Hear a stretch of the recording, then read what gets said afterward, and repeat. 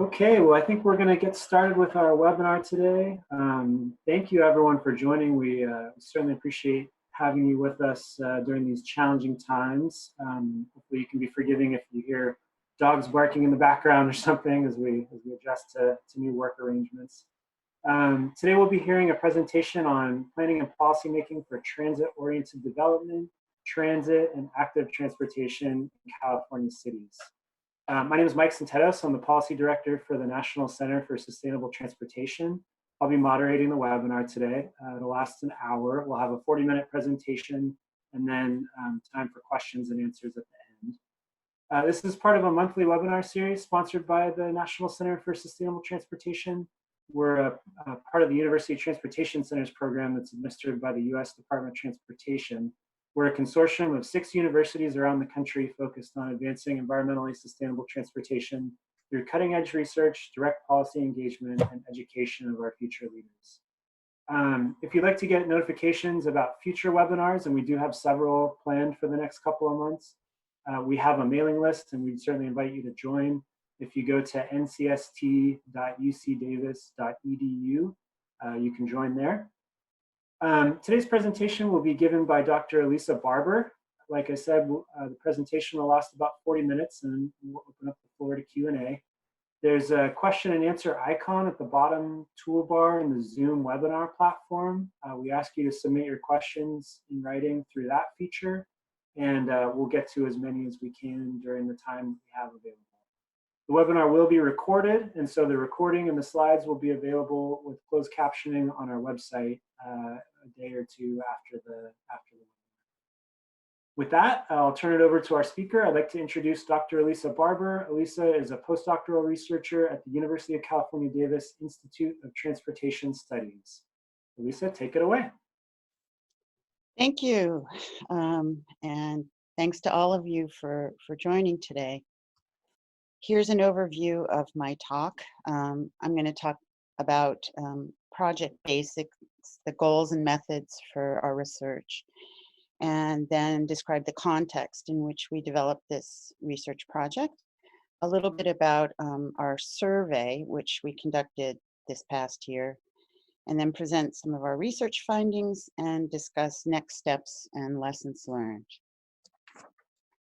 So, project basics. This is a 2-year Caltrans-funded research project through NCST. You can see the other contributors to the first-year project report listed there. I am reporting on research for the first year of the project today. Our goal is to determine motivations, perceived obstacles, and major policies, plans, and programs that have been adopted by California cities to support TOD, transit, and AT. So we want to consider how and whether state and regional programs are supporting local efforts, and consider how patterns of TOD policymaking vary based on different city characteristics that we measured. Our main research methods have been an online survey of city planning directors in the spring of 2019, and then case study analysis, which is ongoing through the end of this year. So now I'll start by saying a little bit about the policy context. Numerous policies and programs in California support TOD, transit, and AT, in particular to help support the state's climate and sustainability goals.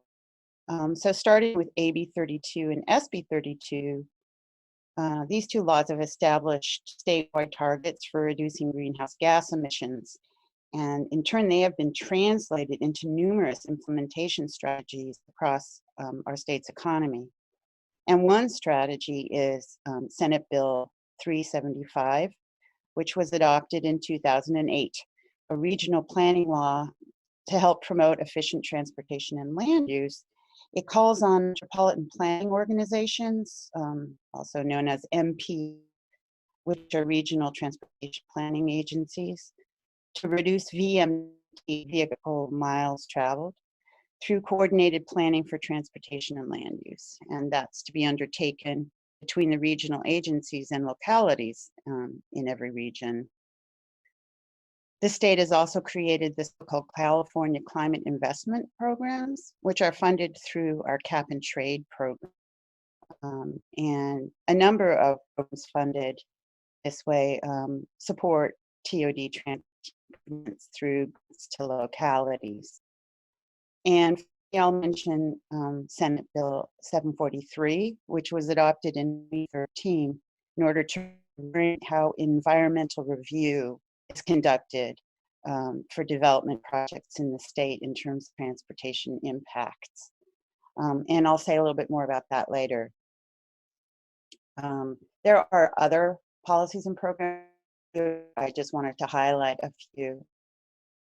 Now, many localities also support TOD for reasons of their own, including promoting downtown reinvestment, mobility and accessibility improvements for their residents, as well as supporting sustainable development more generally. Localities include infill goals in their general plans, and they use various tools to support infill, such as density bonuses, coordination of environmental review, and reduced parking requirement from previous research from the Governor's Office of Planning and Research. However, challenges remain to achieving TOD in many areas.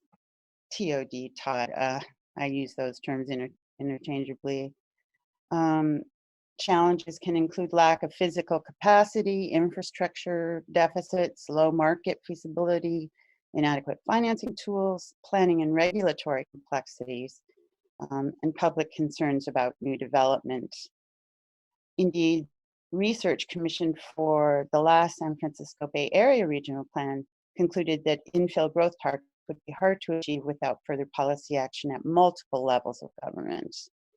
And the California Air Resources Board, which is tasked with the responsibility of implementing the state's climate policies, recently concluded that current development patterns in the state are running counter to achieving SB 375 objectives. Again, SB 375 is the regional planning law I mentioned earlier.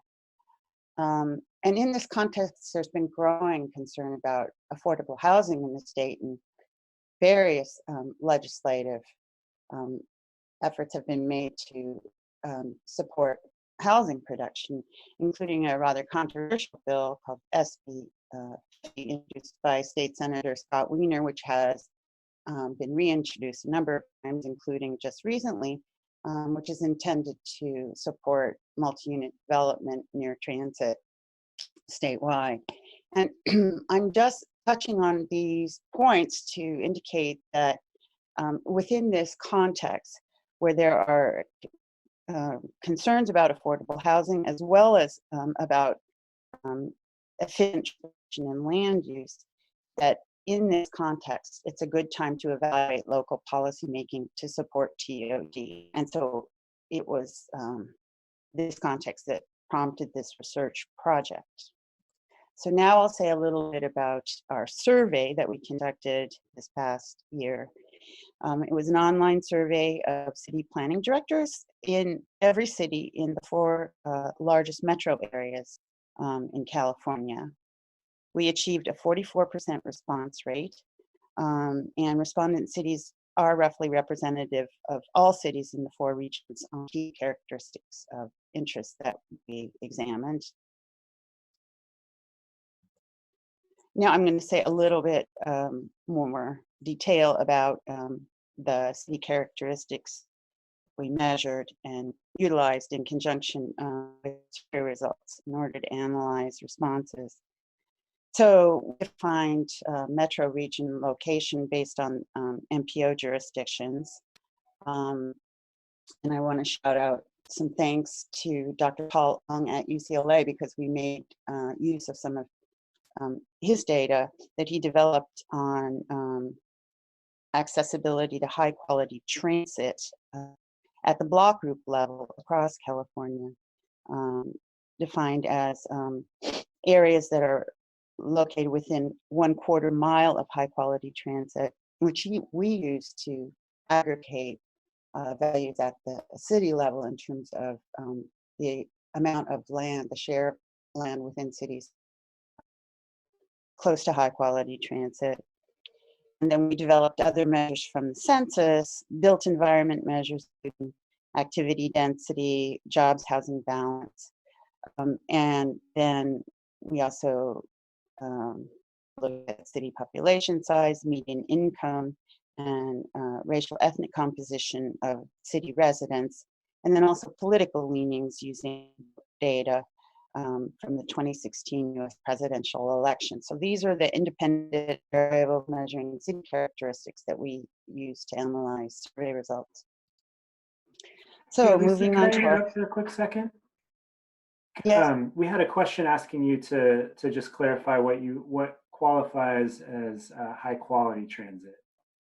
Okay, and I've got that definition right here. Thank you. Sorry. No, that's fine. So it's defined as any existing transit rail station or a terminal served by a ferry system or a location with bus service maintaining average headways of 15 minutes or less during the morning peak commute.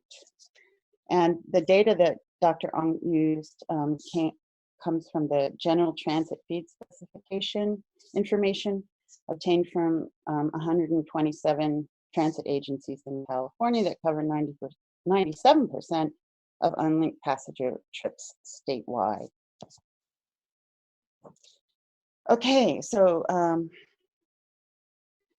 the overall message from our survey results was quite promising in that 66% of respondent cities indicate they have adopted policies, programs, and plans to support D, and nearly as high a share of adopted policies to support transit use. We found substantial complexity in the patterns of policymaking in the survey results because motivations, perceived barriers, and policy choices are quite varied among cities. And few of the city characteristics that we measured proved to be simple or consistent explanatory factors. So in other words, there's a lot of policymaking going on, and it's hard to just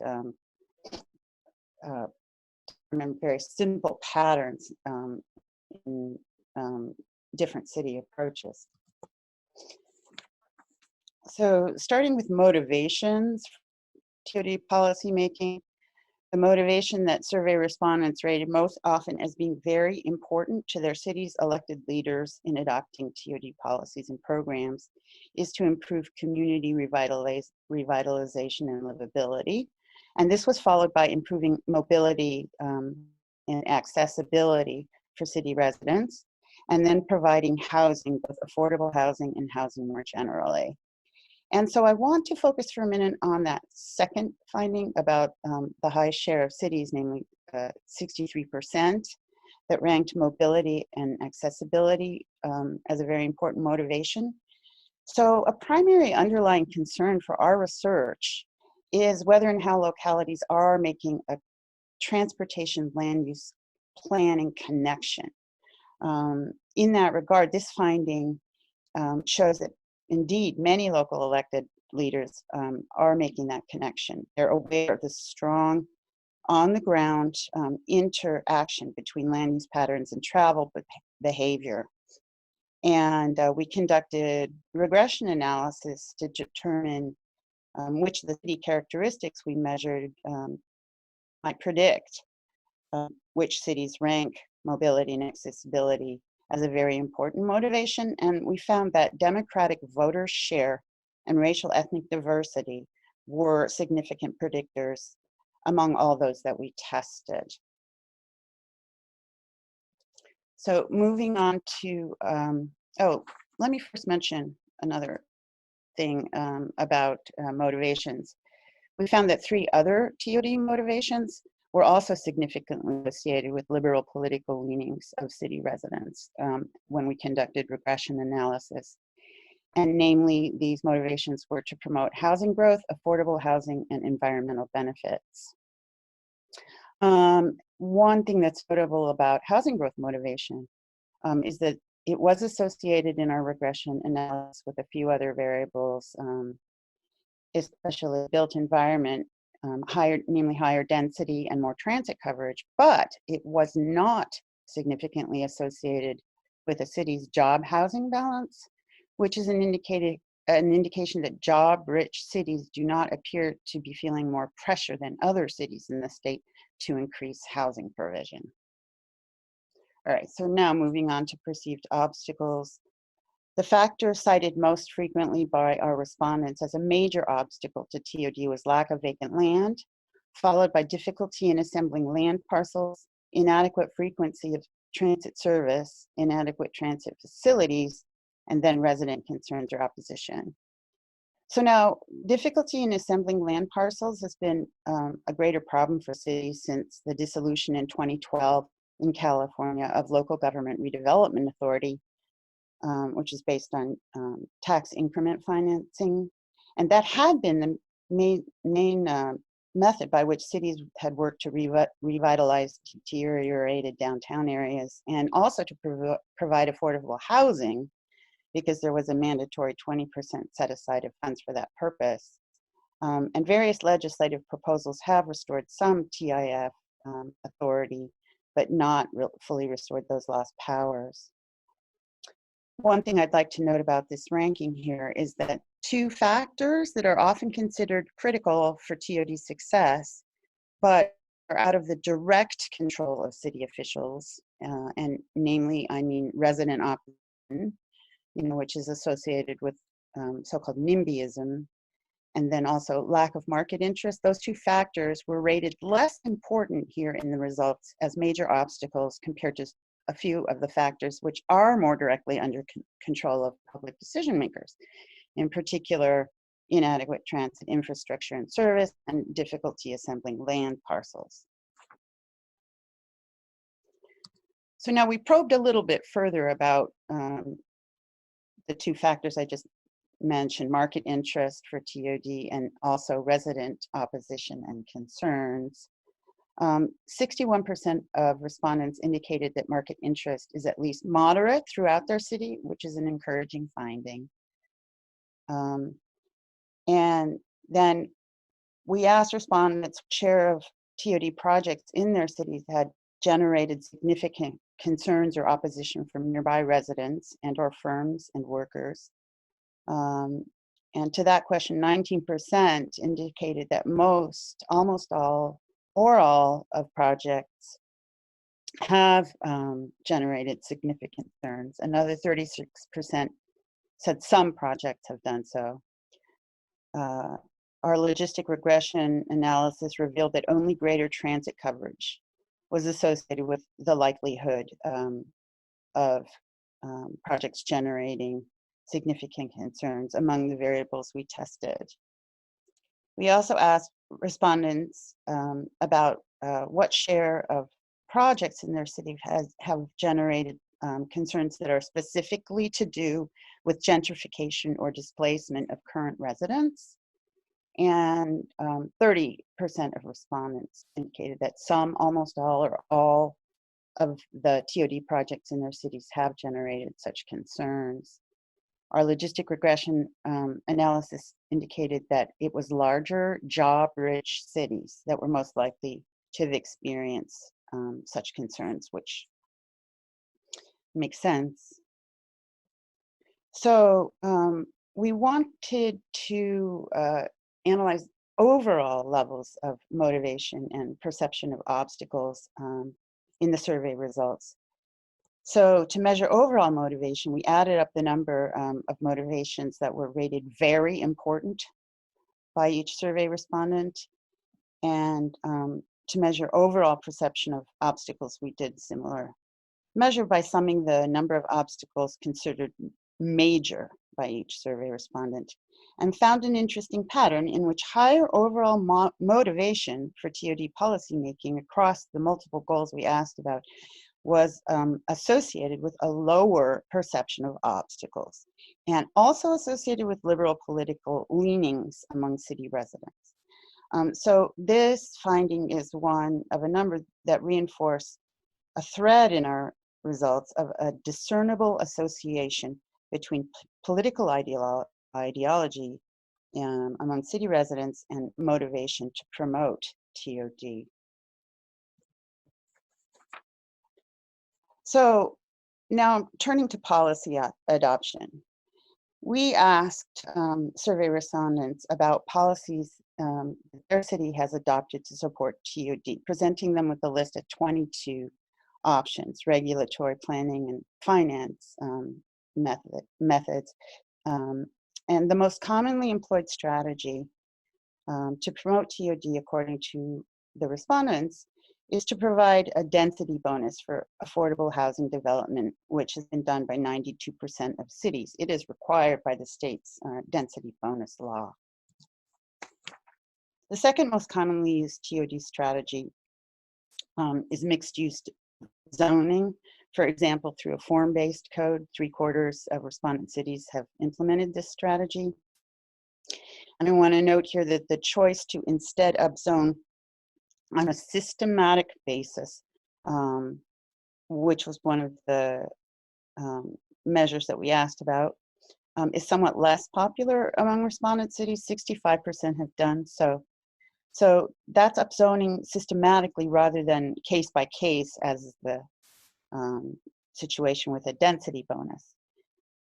So regression analysis was conducted to find out which city types are more likely to upzone systematically near transit, and we found that the likelihood of a city having done so is significantly associated with higher mobility, accessibility, motivation for adopting TOD policies. This underscores that cities are making that transportation land use connection that I spoke about, or at least some of these cities are. The ones that are interested in using TOD as a strategy to improve mobility and accessibility are more likely to have been to have upzoned. The third most commonly used strategy in our results is adoption of specific plans. 70% of respondent cities have adopted at least one such plan, and the fourth most commonly used strategy is to reduce parking requirements for development near transit, with 70% of cities having done so. The next most popular strategies relate to compliance with the California Environmental Quality Act, or CEQA, which requires projects seeking development approval to be analyzed and, if feasible, mitigated for negative environmental impacts. So 55% of cities employ CEQA tiering, so-called tiering, from specific plans, which means that projects evaluated as part of those plans can be approved with reduced environmental review. 53% of cities utilize other state-provided CEQA mechanisms for streamlining review of infill projects. However, it's notable that a smaller share of cities, only 37%, have gone further to facilitate permit streamlining in other ways on their own in TOD zones. Finally, the eighth and ninth most popular strategies that I'll talk about here aim to encourage affordable housing, namely through adoption of development impact fees for affordable housing and through adopting inclusionary housing ordinances. These are substantial shares of cities, but less than half that have taken these measures. And it's notable that the adoption rates for these two policy measures to support affordable housing are somewhat lower than the share of cities that rated affordable housing as a very important motivator for their TOD policymaking. So now I'll sum up here on policy adoption by noting that for all the measures that we've listed here, we did conduct regression analysis of city characteristics, as well as the motivation and barriers indexes to see, to look at whether there were associations with adoption for each policy that we asked about. And as I said at the start, few persistent patterns were evident in those results. Indeed, correlations among the propensity to adopt each of the various strategies are generally low, and then the factors that we employed as the independent variables don't provide a clear or consistent set of explanations for policy making. It's all rather more complex. So we wanted to get a handle on overall policy adoption rates, and so we created an index of the overall propensity to adopt more or fewer policies by simply summing up how many of the strategies we asked about have been adopted by each city. And then, in turn, conducted regression analysis to see what factors might predict that outcome. And we found that only city population size, location in the Los Angeles region, which was negatively associated, and level of market interest, perceived market interest, were significant predictors of overall levels of policy adoption. So we wanted to find out how important respondents believe the different policies are, relatively speaking, in achieving their city's TOD goals, TOD goals. And respondents said that zoning policies are what they consider most important, both mixed-use zoning and upzoning. That is followed by adoption of specific plans and CEQA tiering from specific plans. And this is a major finding from our research in terms of underscoring the importance of these local regulatory measures, specifically zoning strategies, and connected to local plan making. And we put together the information on rates of policy adoption with the perceived importance of different measures. And this is useful because by comparing these two measures, we can gain some information not just reflected in considering adoption rates. You know, some policies considered to be very important or highly influential may also be hard to adopt locally for political reasons or various other reasons. And so putting this information together helps us get at that question. And we saw that policy adoption rates do not necessarily match perceived importance. In particular, there's a marked discrepancy between adoption of density bonuses, which is very high, and their perceived importance, which is considerably lower. And we think this discrepancy reflects the fact that localities are required to adopt density bonuses under state law for development that includes affordable housing. And so the ubiquity of this measure means it provides less of an incentive for any given locality. Now, the reverse discrepancy was evident for some other policy measures where the perceived importance is higher than the overall adoption rate. And we think this may suggest that in spite of the potential impact of these measures, they can also be more challenging to adopt. And this discrepancy is evident for upzoning, permit streamlining in TOD zones, subsidies for affordable housing, pedestrian and bicycle overlay zones, parking pricing, and development fees that are lower in TOD zones among the measures that we evaluated. Finally, we wanted to discover whether and how state programs and regional programs to support TOD have helped localities. We found that half or more of respondent cities, among those that have adopted TOD policies, have applied for planning grants from the MPOs and or from Caltrans. And substantial shares have also applied for the other grant programs that we asked about.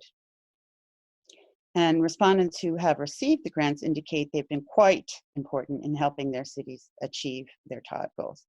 And this is especially true in the case of MPO project grants, Caltrans Sustainable Communities Planning Grants, and MPO planning grants. Now, we also wanted to ask a bit about the connection of local planning strategies to the regional plans that have been developed under SB 375. And so we asked whether cities have officially designated TOD zones in their cities for policy support. More than half of cities, 52% of our respondent cities indicated they have done so. And of those, 67%, 2/3, also indicate that their TOD zones coincide with the priority growth zones that have been designated in regional plans developed by the MPOs under SB 375. Now, just to finalize the research findings here. Our survey included a series of questions relating to the adoption of SB 743 in 2013. That is the law that I noted earlier, which reframes analysis under CEQA of transportation-related impacts of development projects. Now, before the adoption of 743, the commonly used standard for assessing impacts of development upon travel was to use automobile level of service, or LOS standards, which are a measure of traffic delay.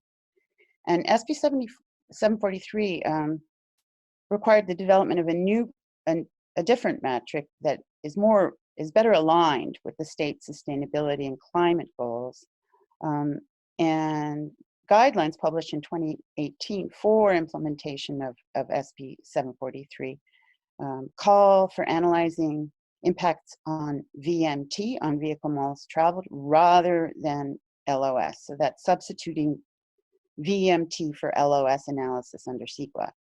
And this new approach really overturns the apple cart in terms of the sort of projects likely to be evaluated as causing significant negative environmental impacts.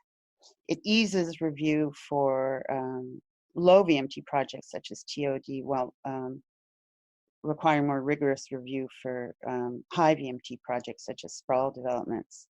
And this policy portends a potentially far-reaching change for localities, because LOS has been deeply embedded in transportation planning for decades, and that's not just as a basis for CEQA review, but also in local general plans and in adopted development impact fees across the state.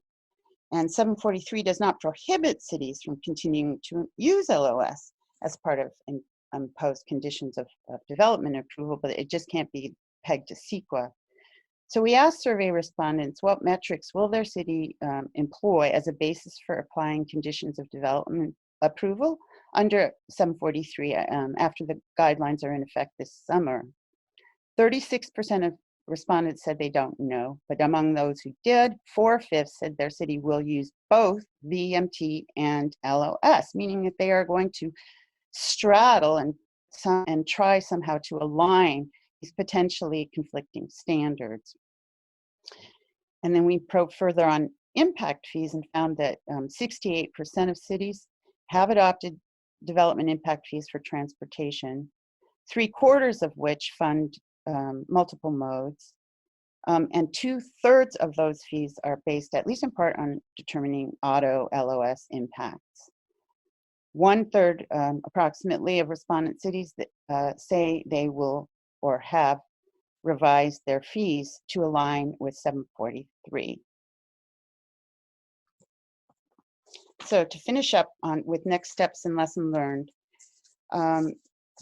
having completed this first phase of survey research, we are now conducting case studies, investigating city strategies using online documents, and then also conducting interviews. And our final report at the end of the project is we aim to draw lessons from the case studies, comparing approaches across different city contexts, and then integrating our quantitative and qualitative findings.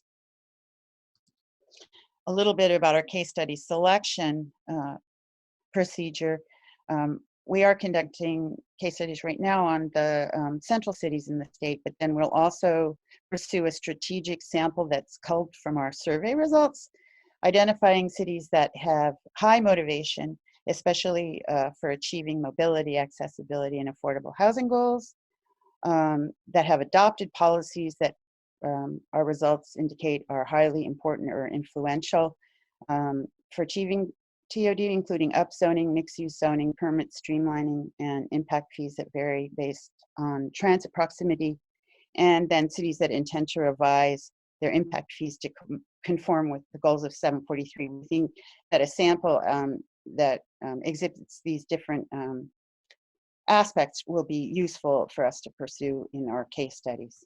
And just to finish up with lessons learned, we find that transit policy making is quite widespread and also complex, with few city characteristics serving as simple or consistent predictors of adoption rates or patterns of policymaking.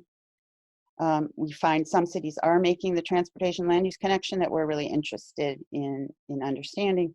And so here I want to just highlight again that finding that the propensity to upzone systematically in a city is associated with a high motivation for achieving mobility accessibility goals. These findings in terms of the complexity in the patterns of policymaking point to the phase, our case study research phase, in order to try to delve deeper to understand the motivations of different types of cities. We want to note all at the end here that our case study research is pointing to some very interesting issues to explore further in that regard, in particular regarding how to balance accessibility and mobility goals. We've lumped them together. We asked in our survey about mobility and or accessibility, but what we're finding in the case study work is that sometimes there's a potential trade-off that cities need to negotiate because some strategies that enhance accessibility to destinations, for example, by improving transfer AT service and facilities, may actually not improve LOS. Think about a road diet where you take away a street lane from cars and use it for, let's say, transit or a bikeway. So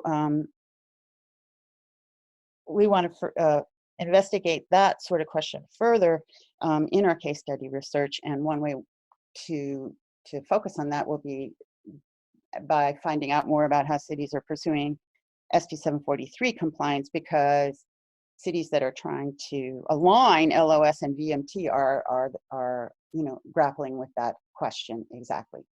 So I'll stop there and we can take questions. Great, thanks, Elisa. That was a great presentation, and we've got questions pouring in already. So clearly a lot of interest in this topic. Just a couple of reminders to folks. One, the recording of the presentation and the slides themselves will be available, posted on our website, ncst.ucdavis.edu. We'll actually try to get those up later today because it sounds like there's a lot of interest. And then if you're interested in the full report and the associated data set, those are also posted on our website, ncst.ucdavis.edu, and just look under the events tab, and you should be able to find this webinar and links to those documents if you're interested. So let's jump into the Q&A. I will apologize in advance that we probably won't get to all of them, but we'll do our best. Reminder, go to the Q&A tab at the bottom of your screen. That's a lot easier for us to keep track of rather than the chat function. So Elisa, first up, we've gotten, when you were talking about the obstacles, perceived obstacles to transit-oriented development, I think number one on the list was lack of vacant land. Can you unpack that lack of vacant land response a little bit? Is that, does it seem like that's a literal, like there isn't space, or is that maybe more of an issue of, land that's already in, that maybe isn't attractive to developers for one reason or another, or some other reason? Well, I'm not sure I can provide too much more concrete detail there. I mean, the survey question, was obviously rather general in that regard. I think it could be all of the above, any of the above. Sure. And then, did you uncover anything related to that lack of vacant land obstacle? Were cities that were maybe particularly successful, let's say infill development, did any strategies come out maybe in the couple of case studies that you've looked at already in terms of overcoming that obstacle?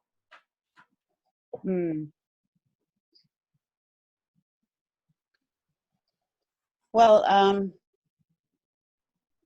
we are finding that cities are trying to induce TOD through providing incentives, for greater density.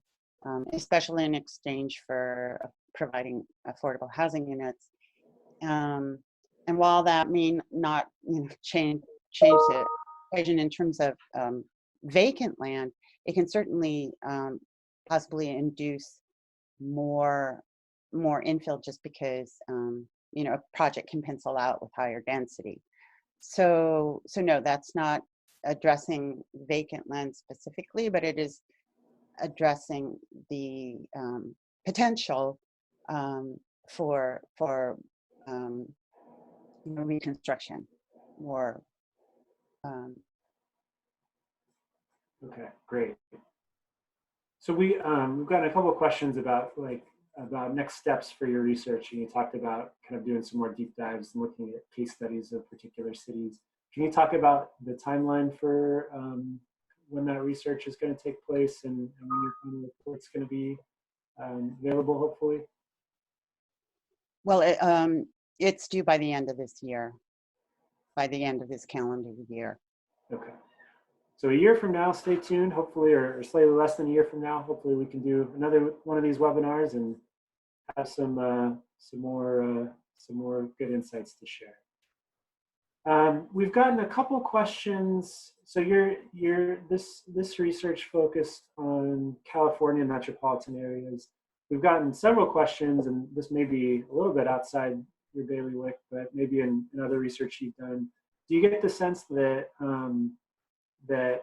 outside of California, municipalities that are planning for transit-oriented development, are there fundamentally different strategies being used outside of California? Or I guess maybe the question is kind of about the generalizability of these findings for outside of California, and then whether there would be some lessons to be learned from other areas as well, if that makes sense.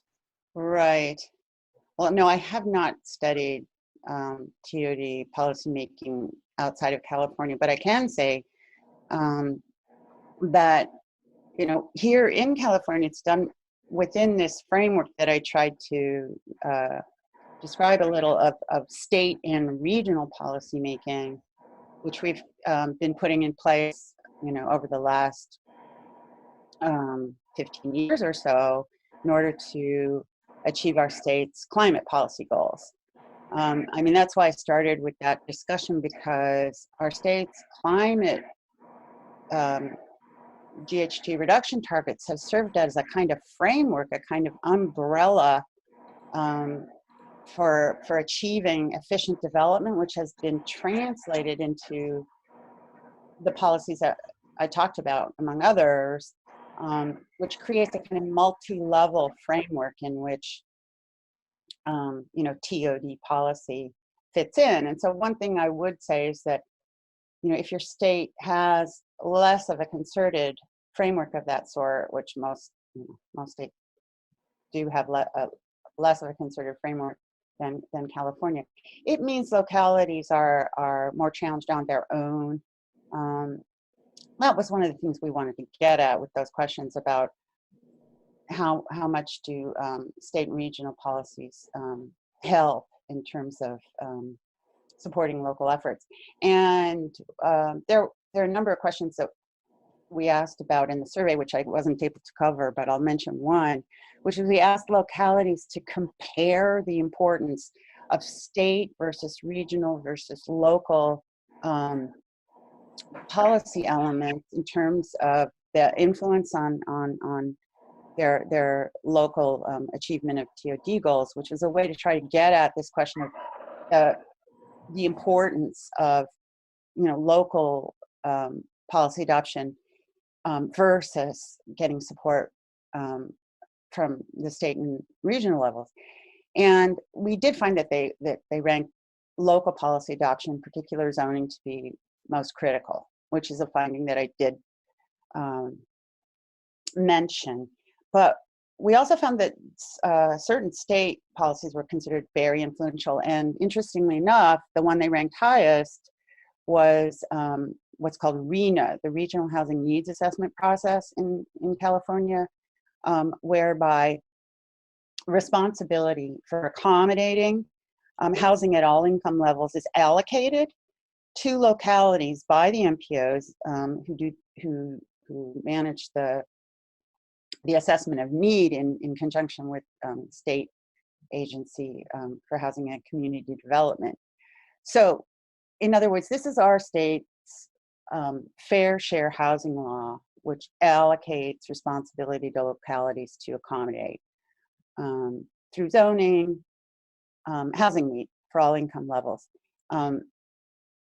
And that was ranked as very important. That sort of connects back to what I was saying about legislative efforts now to try to really push localities to zone for housing near transit, housing in general. So underscoring the importance of zoning. If you link those research findings that I mentioned, it really underscores the importance of zoning. So that could be a takeaway for other states as well. Great, thanks. Good answer. So, so we also got a question. One of your slides indicated kind of the relative importance of grants from metropolitan planning organizations, planning and project grants, and that those were viewed as being more important than grants from the state per se. Did you get any indication of why that relative importance was the way it was, that the NPOs were ranked higher than the state grants?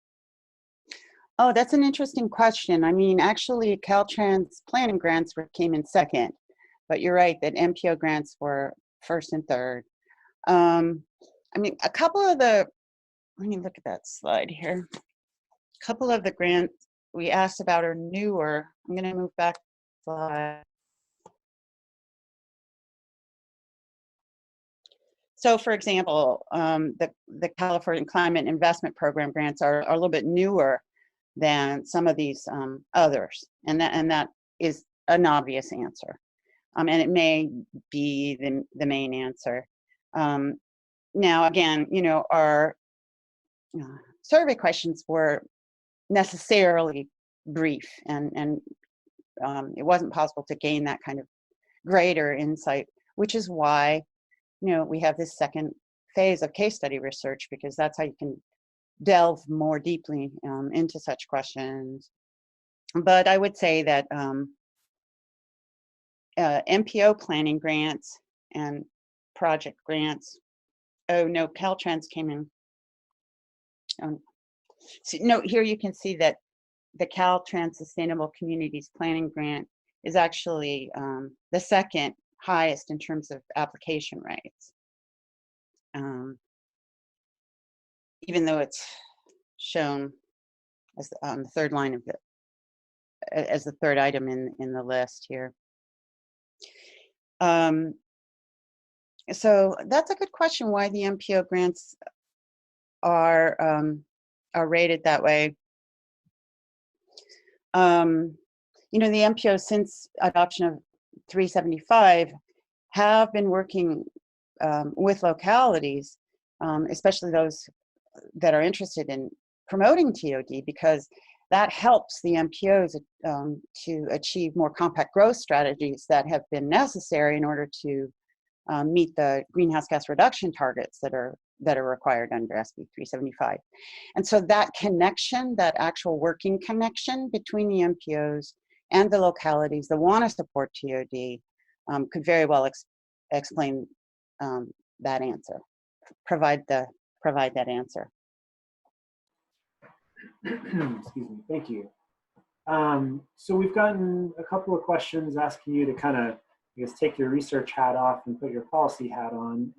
And given what you found in terms of the major obstacles and maybe kind of what are viewed as the most important incentives or strategies for transit urban development, do you see kind of any clear indications of policies that are needed or policies that would be effective, maybe at the legislative level in terms of, well, yeah, legislative or state agency actions that could break down some of those barriers?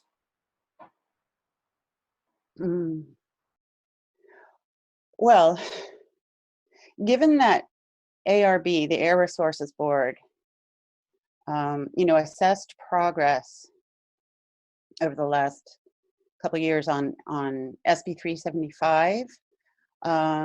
One thing that comes to mind is considering their conclusions and what might be done to strengthen SB 375. ARB, determined that because of a recent rise in VMT per capita in the state, that the goals of SB 375 are not being met adequately. That because 375 aims to reduce VMT and GHGs through regional local planning coordination for transportation and land use, the fact that VMT per capita is rising is a problem.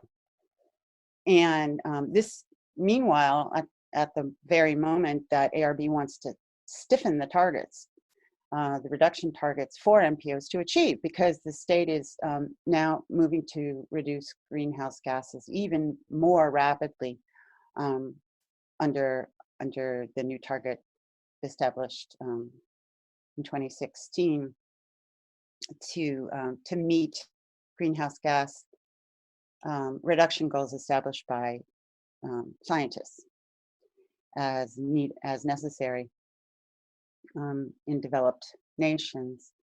Anyway, point is that the state is at a moment of reckoning. If we're going to achieve our climate policy goals, we've really got to start toughening up some of the policy measures that'll get us there. And in the case of 375, it's been a longstanding complaint that MPOs, while they're responsible for achieving these reductions in VMT, don't have authority over land use. They're supposed to coordinate transportation and land use planning to promote efficient development, but they don't have the authority to mandate any land use changes, nor have they had much in the way of power to allocate resources that might incentivize local action to support regional plan goals. Without mandated authority, the MPOs might be able to induce local action, but that's hard to do without resources. So long story short, I do believe that providing MPOs with more access to resources to incentivize local land use change that's conducive to achieving regional goals would be one important way to help make that transportation land use connection more effective on the ground. That makes sense. Thank you. So we've gotten several questions getting at this kind of large city, smaller city, suburban area dynamic. I was wondering if you could talk a little bit about kind of the degree to which your findings apply only to large cities, or maybe have some applicability to other types of development patterns or smaller cities, and whether, I guess, just to what degree you think that these results are representative of different sizes of cities, if that makes sense. Right, so that's a very good question. And if you read the report, you'll see more detail on our regression analysis for, various survey findings that I reported on. And population size did show up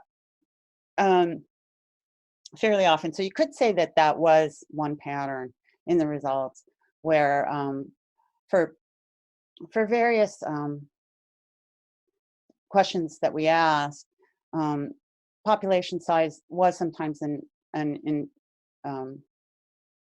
a statistically significant predictor, and it does indicate that there is sometimes more policymaking, also more controversy, as I mentioned during the talk, in larger cities.